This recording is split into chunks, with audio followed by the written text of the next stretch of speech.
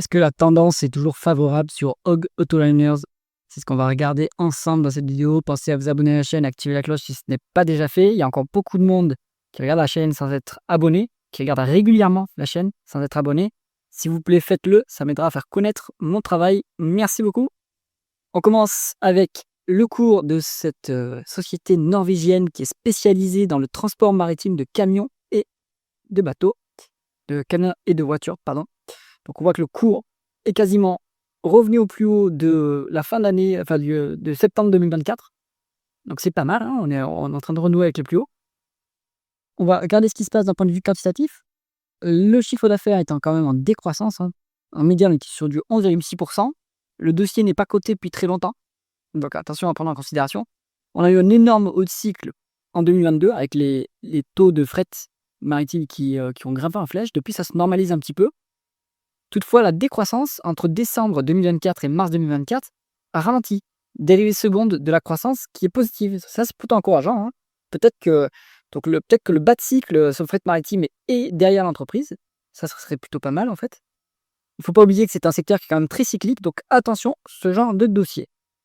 Bien.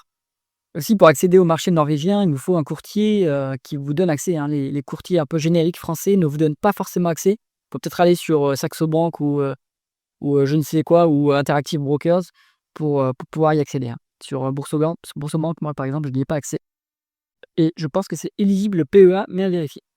Alors, les taux de marge en augmentation, c'est ce qu'on veut voir quand on fait une énorme croissance, enfin, quand on fait une forte croissance. Là, c'est le cas pour Hog Autoliners, hein. Les taux de marge brut en augmentation.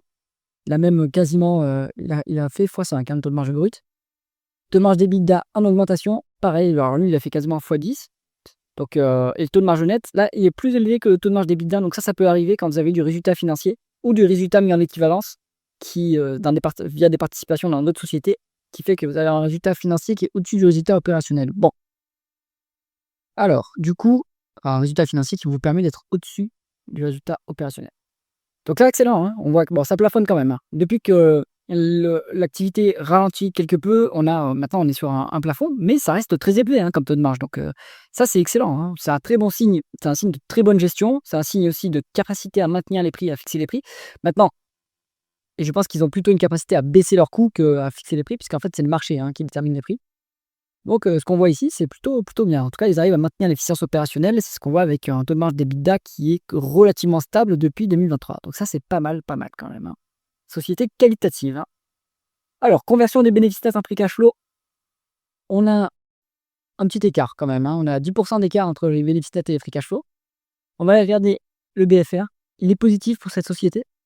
Alors, bon, ce qui rend la lecture un peu compliquée, c'est qu'on a un market cap en couronne norvégienne et le BFR en dollars. Bon, ce qu'on peut dire, c'est que c'est pas très élevé, hein. Le BFR a 44 millions de BFR. La couronne norvégienne, ça doit être un 10 $ une couronne, quelque chose comme ça. Donc en fait, on est à 2 milliards. On est quasiment rien, quoi. 2% du BFR par rapport à la market cap. Et là, en fait, ça se regarde pas par rapport à la market cap, hein. Ça se regarde par rapport au chiffre d'affaires. Ici, on regarde le chiffre d'affaires. Voilà, on a un chiffre d'affaires de 1,4 milliard. Donc le BFR est ridicule comparé au chiffre d'affaires. Bon, donc ça c'est bien. Est-ce on va avoir un BFR qui est négatif? Est-ce qu'une variation du BFR qui va dans le bon sens, c'est-à-dire qui descend? Ça c'est bien, hein, on y est presque. Bon là, ça a un petit peu rebondi, mais s'ils continuent à améliorer leur variation du BFR, on aura un BFR négatif dans quelques trimestres. Donc ça, c'est excellent. C'est le signe d'une entreprise qui a quand même du pouvoir de négociation face à ses clients et par rapport à ses fournisseurs. Donc ça nous donne une idée de la position dans le rapport de force de cette entreprise, ce qui est plutôt pas mal. On va regarder les dépréciations amortissement face au CAPEX. On a une équivalence. Donc, alors, on avait plus de dépréciation amortissement avant. Maintenant, les CAPEX commencent à dépasser les dépréciations amortissement. Donc, on recommence à investir dans l'appareil productif. Ce qui est plutôt bien s'il y a de la croissance long terme. Après, si c'est un marché cyclique, peut-être qu'on va se retrouver en surcapacité en ayant trop investi. Donc, il faut bien surveiller ce point-là. Pour l'instant, c'est à peu près équivalent. Donc, avant, ils étaient plutôt, on va dire, gérés en liquidation, puisqu'ils n'investissaient pas autant de CAPEX que les dépréciations amortissement. Mais maintenant, c'est plus le cas. Donc, plutôt encourageant, hein, de ce point de vue-là. Et après, s'il y a les dépenses non cash, il y en a pour 15 millions, soit quasiment pas grand-chose.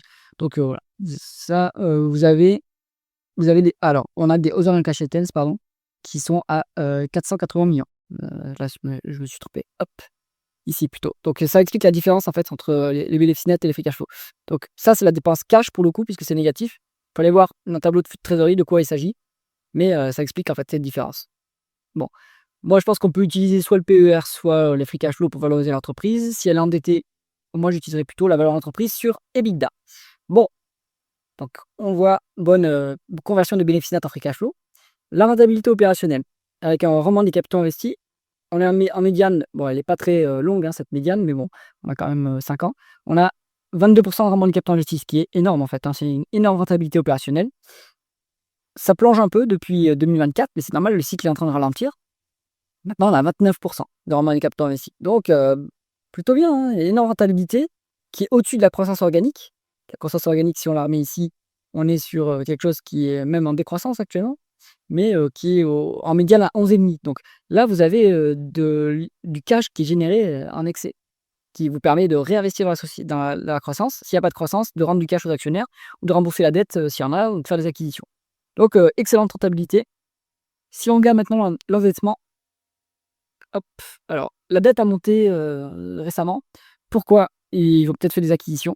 Si vous le savez, dites-moi en commentaire, hein. Moi, je ne suis pas, on va dire, fondamentalement la société, je fais que des mises à jour quantitatives, mais en tout cas, on a un levier qui a moins d'une fois les l'EBITDA, donc c'est très, très soutenable sans problème. En termes de free cash flow, c'est 2 fois les free cash flow, donc pas de problème sur la dette. Ce qui est bien, hein, sur une activité cyclique, il vaut mieux pas être trop endetté parce que si le cycle se retourne brutalement, là, on se retrouve à poil, donc là, c'est là. Hop. Est-ce que l'actionnaire est bien rémunéré? On est sur un dividende de 571 millions. Alors, on est sur quelque chose qui est au-delà des free cash flow. Donc, c'est pas soutenable sur la longue durée si les free cash flow n'en viennent pas au niveau d'avant, 500 millions.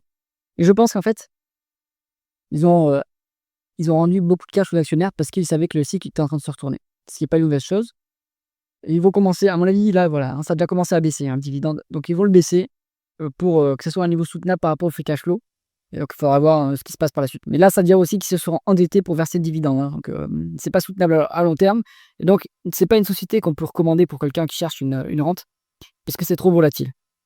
Ce qu'ils ont fait, c'est que comme ils savent que le cycle n'est pas éternel et qu'il est en train de ralentir, ils ont rendu un maximum de cash aux actionnaires. Mais ils vont pas le faire non plus, ad vitam aeternam, surtout si le cycle, se retourne. Donc là, ça nous donne un rendement d'actionnaire qui est à 30, hein, ce qui est colossal, mais ce qui est pas durable à mon avis. Donc à garder en tête. Après, je pense que même globalement, hein, on peut prendre une médiane. Alors est-ce que ça elle sera pas forcément représentative puisqu'il y a pas beaucoup d'historique, mais voilà, 241 millions de dollars de 241 millions de dollars de dividendes. Si on regarde la market cap, on peut l'avoir en dollars de mémoire, voilà. Ça, 241 sur une market cap de 1,9 $. Bon, ça vous fait quand même, bien, 15 quoi. 15-16 de rendement du dividende, si on revient à la médiane. Donc pourquoi pas, hein, c'est intéressant. Alors ensuite, on va aller regarder la valorisation. Comme il y a un petit peu de dette, on se met en valeur d'entreprise sur EBITDA et là, c'est vraiment pas cher. Ça a été introduit en bourse à quand même, alors c'est à 6,4, ce qui est pas grand-chose. Ça a plongé jusqu'à 2,4, ce qui est absolument rien. Là, ça remonte un petit peu. Alors là, par rapport à l'historique, oui, on est un peu surcoté, mais sauf que votre historique, il est ridicule, hein. 3,4, c'est rien. Donc là, en fait, pour moi, ce genre de business, bon, c'est très cyclique, très dangereux, mais je pense qu'on peut aller quand même, très dangereux, très cyclique et très volatile plutôt. Dangereux, ça dépend. Dangereux, c'est quand vous avez une perte définitive en capital. Je pense que cette société, elle est bien gérée, donc vous n'avez pas de risque d'avoir une perte définitive en capital. Par contre, vous risquez d'avoir de la volatilité. Bon. Mais on peut absolument, pour moi, on peut absolument aller sur du 7 fois, hein. Donc ça vous donnerait un doublement du cours. Et après, bien sûr, ça, c'est si vous n'incluez pas les dividendes et les rachats d'actions. Donc ils ne rachètent pas des actions, mais si vous regardez votre rendement d'actionnaire, depuis le début de la cotation, vous avez fait x10, quoi. Donc c'est quand même pas mal, hein. C'est quand même pas mal.